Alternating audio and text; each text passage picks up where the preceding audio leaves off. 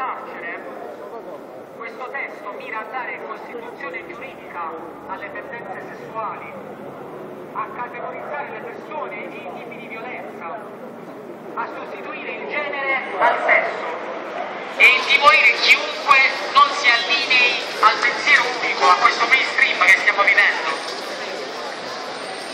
Forse sapete che la caccia all'omofobo è iniziata con Guido Barilla,